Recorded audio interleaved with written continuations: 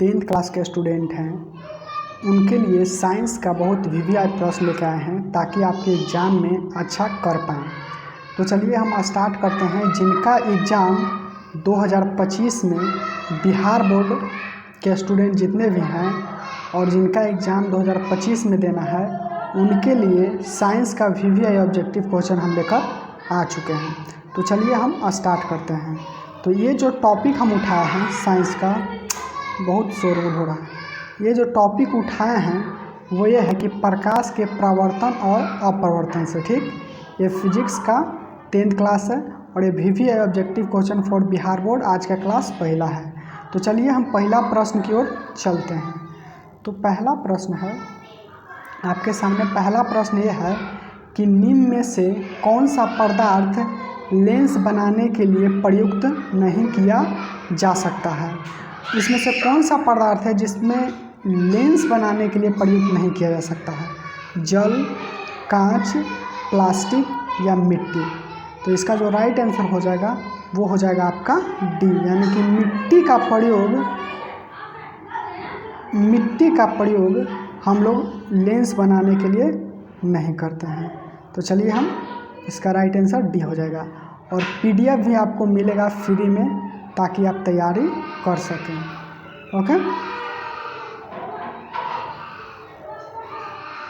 PDF भी आपको मिलेगा। आप कहाँ मिलेगा, वीडियो के लास्ट में जल्दी बताऊंगा।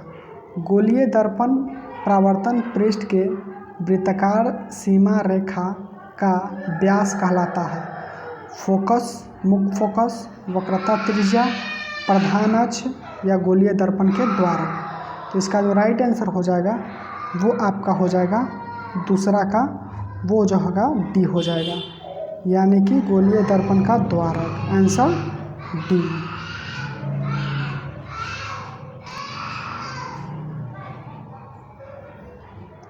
अगला प्रश्न देखते हैं, तीसरा प्रश्न।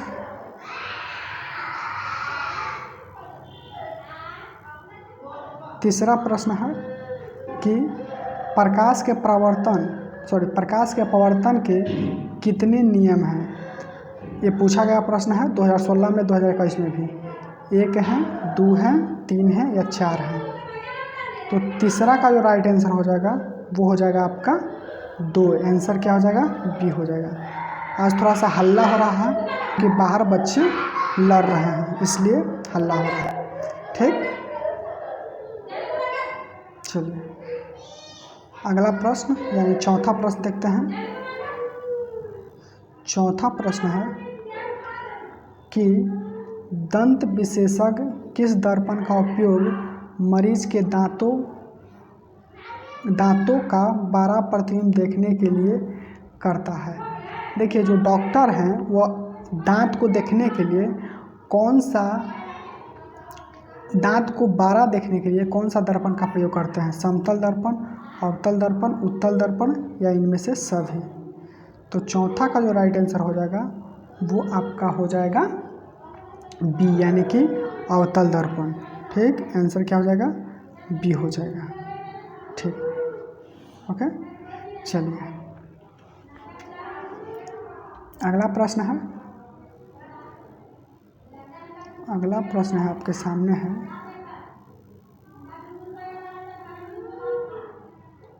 अगला जो प्रश्न है कि एक उत्तल लेंस की क्षमता 1 डायोप्टर है तो उस लेंस की फोकस दूरी क्या होगा। तो शक्ति बराबर होता है 1/f। तो शक्ति का जो है लेंस का शक्ति है जो डायोप्टर कितना है, 1 डायोप्टर। तो थोड़ा सा अच्छा से सॉल्व कीजिएगा।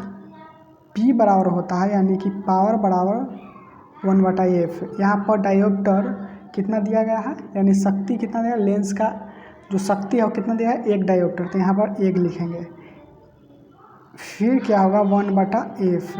अब इसको तिरछा तिरछी गुना करेंगे, ठीक।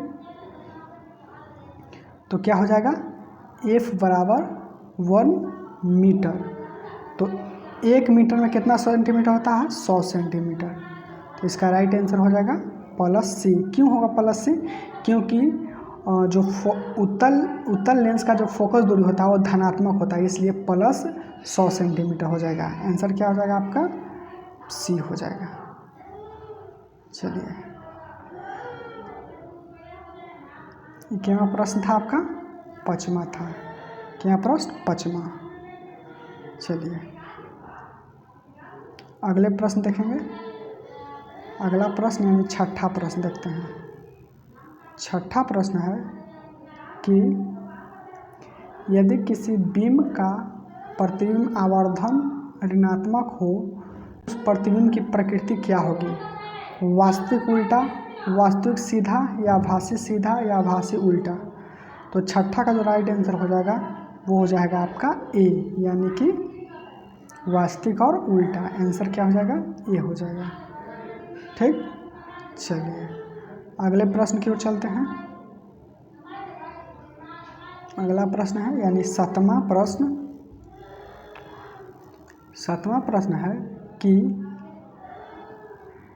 प्रकाश के परावर्तन के कितने नियम होते हैं? 1, 2, 3 या 4? देखिए कहाँ कहाँ पूछेगा, 2012 में, 2015 में, 2016 में, 2015 में, 2020 में, 2021 में। तो प्रकाश के परावर्तन के कितने नियम होते हैं बताइएगा। 7वां था ये? नहीं, 7वां था। 7वां प्रश्न, प्रकाश के परावर्तन के कितने नियम हैं? तो क्या हो जाएगा? 2 हो जाएगा। आंसर क्या हो जाएगा? बी हो जाएगा। ठीक, चलिए अगले प्रश्न की ओर चलते हैं। अगला प्रश्न है यानी 8वां प्रश्न आपका सामने है। 8वां जो प्रश्न है वो ये है कि निम्नलिखित में कौन सा उत्तल दर्पण की फोकस दूरी है जिसकी वक्रता त्रिज्या 32 सेंटीमीटर है? तो बताइएगा, फोकस दूरी बराबर होता है r बाटा यानी वक्रता त्रिज्या बटा 2। तो f बराबर फोकस दूरी यानी कि r कितना है? 32 दिया हुआ है, तो 32 गुने 2, इसको काटेंगे तो 16 बार में।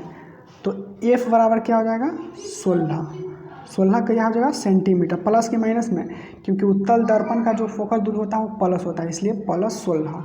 आंसर सी हो जाएगा। ठीक, आंसर क्या हो जाएगा? सी। चलिए 9वां प्रश्न देखेंगे।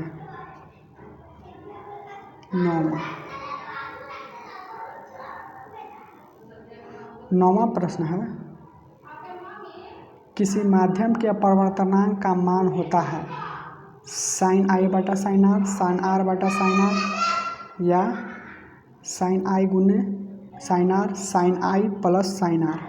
तो इसका जो 9वां का राइट आंसर हो जाएगा वो हो जाएगा sin i बटा sin r, यानी कि म्यू बराबर क्या होता है? sin i बटा sin r।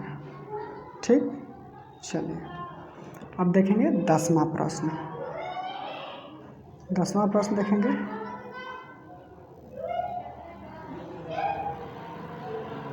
10वां प्रश्न है कि परावर्तन के नियम से निर्धारित होता है। परावर्तन के नियम से क्या निर्धारित होता है? आपतन कोण बराबर परावर्तन कोण, परावर्तन कोण बराबर अपवर्तन कोण, या आपतन कोण बराबर विचलन कोण, इनमें से कोई नहीं। तो 10वां का जो राइट आंसर हो जाएगा वो हो जाएगा आपका आपतन कोण बराबर परावर्तन कोण। आंसर क्या हो जाएगा? आपका ये हो जाएगा। ठीक, ए। ओके, चलिए 11वां प्रश्न देखते हैं। 11वां प्रश्न